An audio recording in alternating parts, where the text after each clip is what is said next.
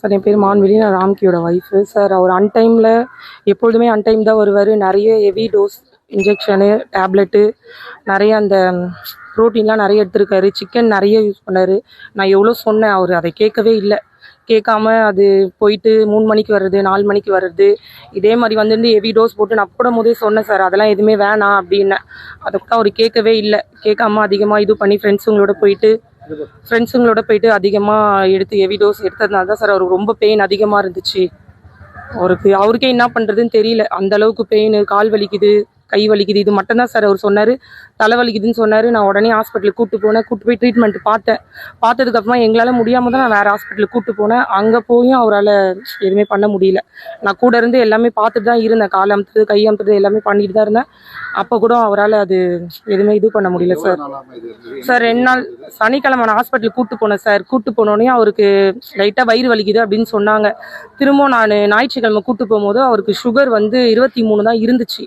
23 இருக்கிறதுனால இது brain attack ஆகும், அதனால் கொஞ்சம் பார்த்துக்கோங்கன்னு சொல்லிட்டு இன்ஜெக்ஷன் போட்டு ட்ரிப்ஸ் ஏற்றுனாங்க சார். அதுக்கப்புறமா அவரால் ரொம்ப முடியவே இல்லை. கை வலிக்குது, கால் வலிக்குது அப்படின்னு சொல்லிட்டு ரொம்ப தொல்லை கொடுத்துட்டே இருந்தாருன்னு சொல்லிட்டு நான் நிச்சானி ஹாஸ்பிட்டலுக்கு கூப்பிட்டு போனேன்.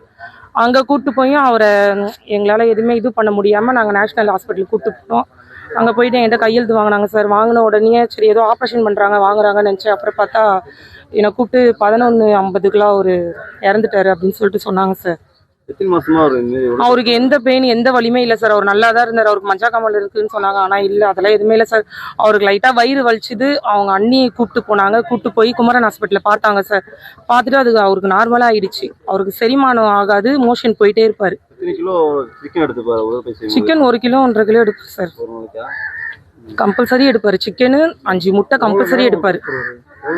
ஒர்க் அவுட் போடுறதுக்கு 9 o'clock போவார் சார். ஆனால் அவர் காலையில் 3 o'clock தான் வருவார். ஆமா, ஹெவி ஒர்க் அவுட் போட ஆரம்பிச்சிட்டாரு. அவர் 6 months போனார் சார். தினேஷ்ன்றவர் தான் வீட்டுக்கு வந்திருக்காரு, ஒரு டைம் வந்திருக்காரு. அப்புறமா அவரோட ஜிம்முக்கு தான் போறேன்னு சொன்னாங்க சார். ஆனால் இன்ஜெக்ஷன் யூஸ் பண்ணது எனக்கு தெரியாது.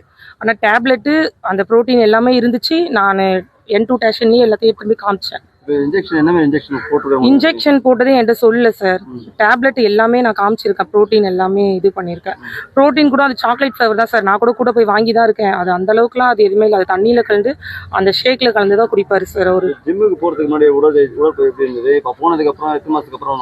அவரு ரொம்ப பயங்கரமா ட்ரிங்க்ஸ் பண்ணுவார் சார். இப்போ ட்ரிங்க்ஸ் பண்றது கிடையாது. 6 months அவர் ட்ரிங்க்ஸ் பண்றது கிடையாது. அவர் ஃபுல்லா இந்த ஜிம்முக்கே போயிட்டு ஒரு ஃபுல்லா இந்த ஹெவி டோஸ் எனக்கே தெரியாம அவர் ரொம்ப ஹெவி டோஸ் எடுத்திருக்காரு சார்.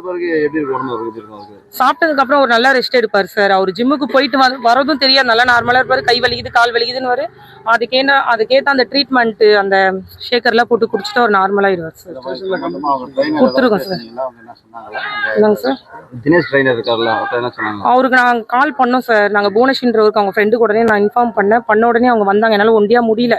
அதுக்கு நான் ஒரு ஃபோன் பண்ணோடனே வந்தாங்க. அதுக்கப்புறம் தினேஷ்க்கு அவருக்கும் நான் ஃபோன் பண்ணதுக்கு நான் செங்கல்பட்டில் இருக்கேன் வரேன் அப்படின்னு சொல்லிட்டு சொன்னார். சொல்லிட்டு அவரும் எங்கள் கூடவே தான் இருந்துட்டு எல்லாமே ட்ரீட்மெண்ட் பார்த்துட்டு இருந்தார். அதுக்கப்புறமா நான் இந்த மாதிரி ஆயிடுச்சின்னு சொன்னோன்னே நான் அழுக ஆரம்பிச்சுட்டு தனியாக போய் உட்காந்துட்டேன் சார். என்கிட்ட எல்லாமே சொல்லியிருக்காரு சார். ஆனால் இன்ஜெக்ஷன் போட்டது எனக்கு சொல்லலை. ஆனால் இன்ஜெக்ஷன் போட்டிருக்கேன்னு சொல்கிறாங்க. தினேஷ்ன்ற அந்த இதுக்கு தான் சார் போவார் அவரு. நானும் போயிருக்கேன், ஜிம்முக்கு போயிருக்கேன். அதை பற்றிலாம் எதுவும் அவர் சொல்லல சார் என்கிட்ட. எப்படி தெரிஞ்சதுன்னா, அதான் இவங்க கூட போறாங்களா சார் இந்த ப்ரோட்டீன்லாம் எடுக்கிறது. ஆனால் வீட்டில் இவ்வளோ பெரிய அந்த இன்ஜெக்ஷன் மாதிரி இருந்துச்சு, ஃப்ரிட்ஜில் ஒரு இது இருந்துச்சு. அதை நான் என்னன்னு கேட்டேன், அது ஒன்றும் இல்லை அப்படின்னு சொல்லிட்டாரு அவர். ஆனால் இருந்துச்சு வீட்டில். நான் கேட்டதுக்கு அதெல்லாம் ஒன்றும் இல்லை அப்படின்ட்டு. வீட்டில் அவர் என்ன சொன்னார்? ஏதாவது இது மாதிரி இல்ல, சுகர் ரொம்ப அவருக்கு கம்மியா இருக்கு, அதனால நீங்க அட்மிட் பண்ணி பாருங்க, அட்மிட்ல வச்சு பாருங்க அப்படின்னாங்க.